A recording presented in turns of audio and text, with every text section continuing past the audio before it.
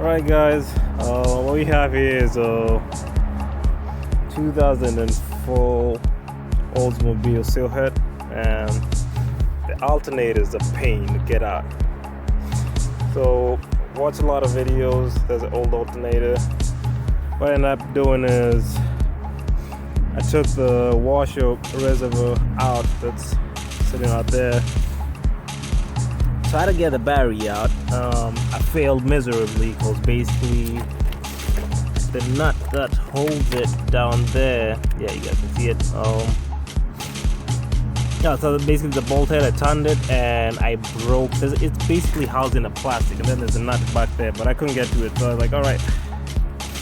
So what you need to do is, I did not have to mess with these engine mount bolts right here.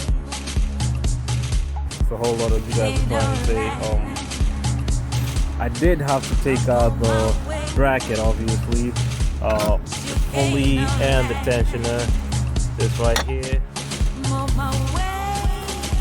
And once you get all that off, I didn't mess with any of this, so the wiper motor, any of that, I just disconnected most of it and then got it out of my way. Basically, I hope you're good at Tetris, so you can get it out with everything else still in there. It's just a pain in the butt.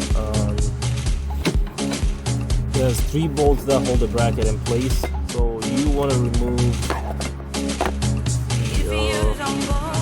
this bracket here, and there's one back here, but you can't get to it until you basically take all these two bolts are back there holding the alternator in place, and you got a firewall to deal with, so good luck. That's definitely doable. I will say that it took me an hour and a half to